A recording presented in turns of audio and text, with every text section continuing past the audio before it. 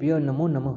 आज हम महाकवि भास के द्वारा विरचित स्वप्नवासवदत्तम नाटक के षष्ठ अंक का 10वां श्लोक पढ़ेंगे। प्रस्तुत श्लोक में महाराज उदयन वासवदत्ता की मृत्यु की चर्चा को लेकर कंचू की रेव्य गोत्री एवं धात्री वसुंधरा के समक्ष अत्यधिक दुख को व्यक्त करते हैं।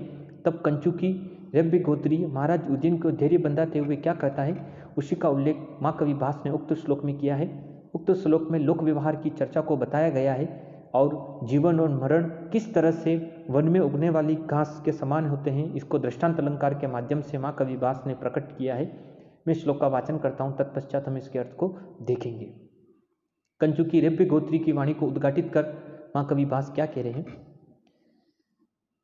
कह कम शक्तो रक्षितुं मृत्यु काले रज्जु छेदे के घटम धारयन्ति एवं लोकः तुल्य धर्मो वनानां काले काले छिद्यते रुह्यते च।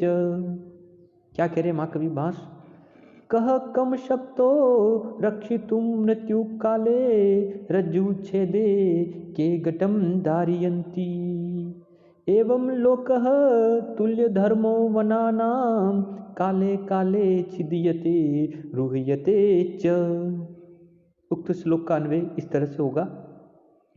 मृत्यु काले कह कम रक्षितुं शक्तः रज्जु छेदे के घटम धारयन्ति एवं लोकः वनानां तुल्य धर्मः काले काले छिद्यते रुह्यते च। मृत्यु काले यानी मरण के समय, यानी मृत्यु के समय, कह यानी कौन, कम यानी किसे, रक्षितुम यानी बचाने में, रक्षा करने में शक्त यानी समर्थ है। यानी मृत्यु काले यानी मरण के समय, यानी मृत्यु के समय, कह यानी कौन, कम यानी किसे, रक्षितुम यानी उसको बचाने में, उसकी रक्षा करने में शक्त यानी समर्थ है। रज्जु छेदे यानी रस्सी के टूटने पर, यानी रज्जु के टूटने पर, के घटम धारयन्ति यानी कौन, घटम यानी घड़े को, धारयन्ति यानी कुएं में गिरने से रोक सकता है। यानी रस्सी के विच्छेद हो जाने पर, रस्सी के टूट जाने पर घड़े को कुएं में गिरने से कोई नहीं रोक सकता है। दृष्टांत की बात बताकर आगे क्या करें। एवं यानी इस प्रकार लोकः यानी मनुष्य, वना नाम यानी वन में या जंगल में उगने वाली, तुल्य धर्म यानी समान धर्म वाला होता है।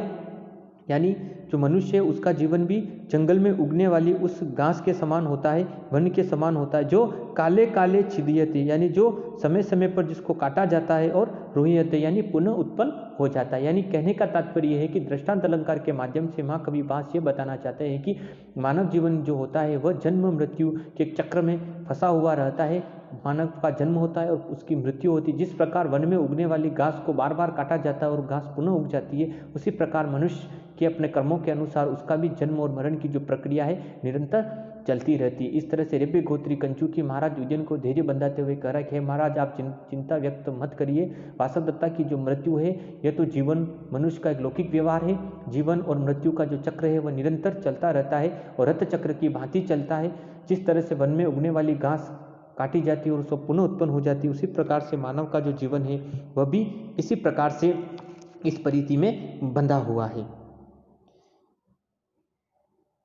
इस तरह से महाकवि भास ने लौकिक व्यवहार की बात को उल्लेखित कर इस श्लोक में बताया है। महाकवि भास के कहने का तात्पर्य यही है कि मानव जो जीवन है वह जीवन मृत्यु और जन्म के चक्र में फंसा हुआ रहता है। जिसकी जन्म होता है उसकी मृत्यु होती है और जिसकी मृत्यु होती है उसका पुनः जन्म होता है। और यह सब वन में उगने वाली घास के समान होता है। जिस प्रकार से वन में उगने वाली घास काटी जाती है और घास पुनः उत्पन्न हो जाती है, उसी तरह से मानव का जीवन भी जन्म और मृत्यु इसके चक्र में निरंतर चलता रहता है। इस तरह से उक्त श्लोक में शालिनी वृत्त, छंद और दृष्टांत अलंकार का प्रयोग किया गया है। एक बार पुनः श्लोक का वाचन कर इसके अर्थ को पुनः देखते हैं। कह कम शक्तो रक्षितुं मृत्यु काले रज्जु विच्छेदे के घटम धारयन्ति एवं लोकः तुल्य धर्मो वनानां काले काले छिद्यते रुह्यते च। मृत्यु काले यानी मृत्यु के समय, क यानी कौन, कम यानी किसे, रक्षितुम शक्त यानी किसकी रक्षा करने में समर्थ है या कौन किसे बचा सकता है। रज्जु छेदे यानी रज्जु यानी रस्सी के टूटने पर, के घटम धारयन्ति घड़े को नीचे गिरने में कौन रोक सकता था, कौन बचा सकता है। एवं लोक वनानाम तुल्य धर्म यानी इस प्रकार मनुष्य का जो जीवन है जो क्या है? वन के समान है, जो वनानाम तुल्य धर्म, यानी वन के समान है, जो समय समय पर काटा जाता है और वह बार बार पुनः उत्पन्न हो जाता है। यानी एवं लोक वनानाम तुल्य धर्म, यानी मानव का जो जीवन है वह वन के तुल्य के समान है, जो बार बार काटा जाता है।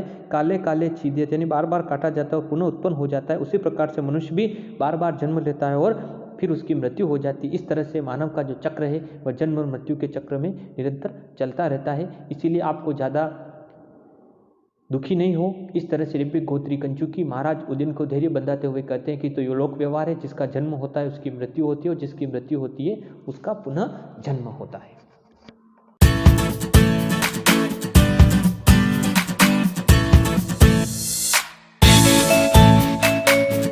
नमो नमः।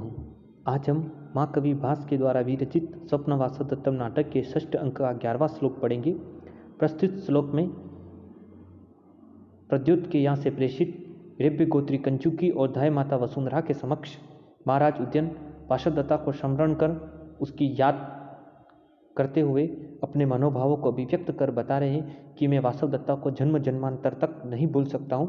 वासवदत्ता के प्रति स्नेह भाव की अभिव्यक्ति कोई माँ कवि भास ने महाराज उदयन के शब्दों में इस श्लोक में उल्लेखित किया है। मैं श्लोक का वाचन करता हूँ, तत्पश्चात हम इसके अर्थ को देखेंगे।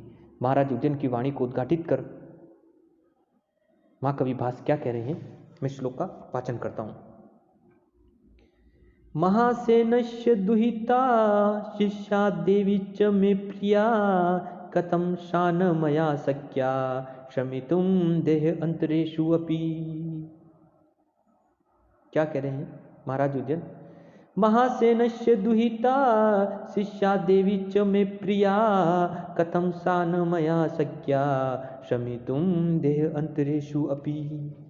श्लोक का अन्वय इस तरह से होगा। महासेनस्य दुहिता में शिष्या प्रिया देवी च देह अंतरेषु अपि सा मया कथम शमितुं शक्या न। यानी महासेनस्य दुहिता, यानी राजा महासेन या प्रद्योत की जो राजकुमारी है, दुहिता जो पुत्री है राजकुमारी वासवदत्ता, शिष्या यानी मेरी शिष्या, और प्रिया देवी च और मेरी अभिष्ट राजमहिषी है। देह अंतरेषु यानी देह अंतरेषु अपि सा मया कथम, यानी देह अंतरेषु यानी दूसरे जन्म में भी, यानी जन्म जन्मांतर में भी मैं अपि सा मया यानी मेरे द्वारा उस वासवदत्ता को कथम शमितुं शक्या न, यानी मैं उसको कैसे भूल सकता हूँ, उसको मैं हमेशा याद रखूंगा, उसको भुलाया नहीं जा सकता है। इस तरह से महाराज उदयन वासवदत्ता के प्रति अपने स्नेह भाव को उक्त श्लोक में प्रकट कर कह रहे हैं कि महासेनस्य दुहिता, यानी महासेन या प्रद्योत के लिए आया। विशाल सेना का स्वामी हो जाने के कारण प्रद्योत को महासेन उनका उपनाम है, इसलिए कह रहे हैं कि महासेनस्य दुहिता में, यानी महासेन की जो पुत्री राजकुमारी जो वासवदत्ता है वह शिष्या यानी मेरी शिष्या, और प्रिया यानी मेरी प्रिय पत्नी देवी च और मेरी देवी थी, यानी अभिष्ट राजमहिषी थी। देह अंतरेषु यानी जन्म जन्मांतर में भी अपि सा मया यानी मेरे द्वारा उसको कथम शमितुं शक्या, यानी उसको मैं श्रमण करने योग्य नहीं, यानी मैं जन्म जन्मांतर तक वासवदत्ता को कैसे भूल सकता हूँ, मैं हमेशा उसको याद करता रहूँगा। इस तरह से महाराज उदयन उक्त श्लोक में अपने स्नेह भाव को प्रकट कर रहे हैं वासवदत्ता के प्रति। अनुष्टुप छंद में निबद्ध श्लोक है। पुनः श्लोक का वाचन कर इसके अर्थ को पुनः देखते हैं। क्या कह रहे महाराज उदयन? महासेनस्य दुहिता शिष्या देवी च मे प्रिया कथम शान मया शक्या शमितुं देह अंतरेषु अपि। महासेनस्य दुहिता यानी महासेन यानी प्रद्योत की जो पुत्री, दुहिता में यानी प्रद्योत की जो पुत्री यानी महासेन यानी राजकुमारी जो वासवदत्ता है, शिष्या यानी मेरी शिष्या, और प्रिया देवी च और मेरी अभिष्ट राजमहिषी है, और देवी है मेरी प्रिय पत्नी है। देह अंतरेषु यानी जन्म जन्मांतर अपि सा मया यानी मेरे द्वारा उस वासवदत्ता को भूलने में मैं समर्थ नहीं हूँ, मैं उसको कैसे भी नहीं भूल सकता हूँ। इस तरह से महाराज उदयन अपने मनोभावों को उक्त श्लोक में प्रकट करते हैं।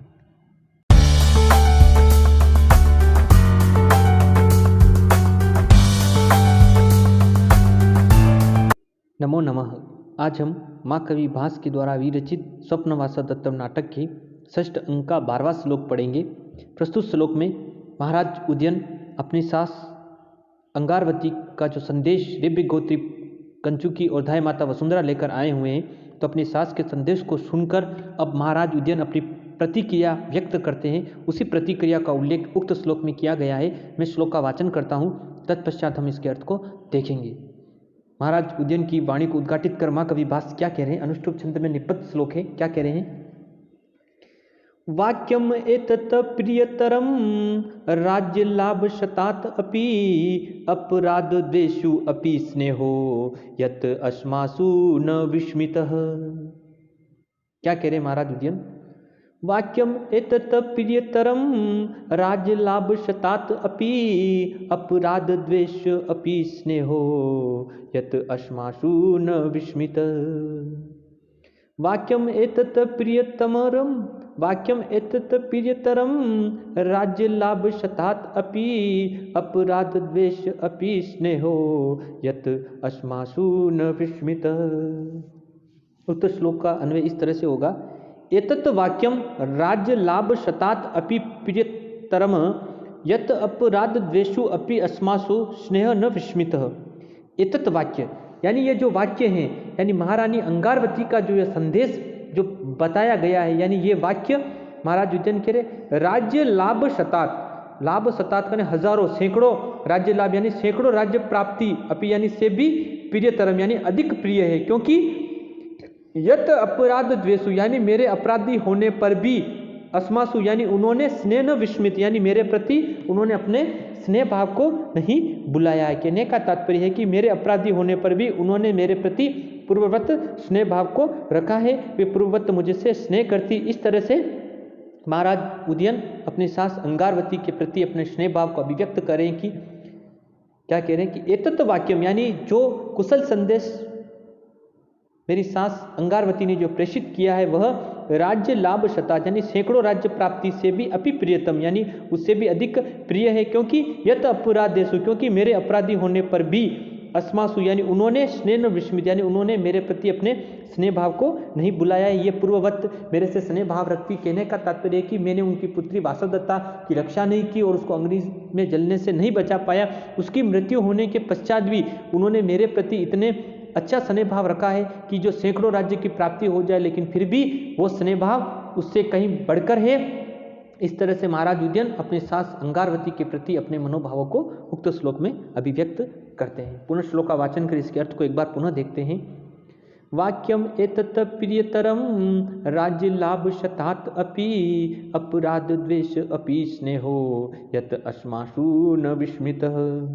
एतत् वाक्यम यानी पूज्य महारानी अंगारवती सासी जी के ये सैकड़ों वचन राज्य लाभ शतात यानी सैकड़ों राज्य प्राप्ति से भी अधिक प्रियतम यानी प्रिय है, क्योंकि यत अपराध द्वेषु अपि यानी मेरे अपराधी होने पर भी उन्होंने अस्मासु स्नेह विस्मित यानी मेरे प्रति स्नेह भाव को नहीं बुलाया, अर्थात वे पूर्ववत मुझसे स्नेह भाव रखती है, उनकी मेरे प्रति अभी भी आत्मीयता विद्यमान है। इस तरह से महाराज उदयन अपनी सास अंगारवती के स्नेह भाव को उक्त श्लोक में प्रकट कर रहे हैं।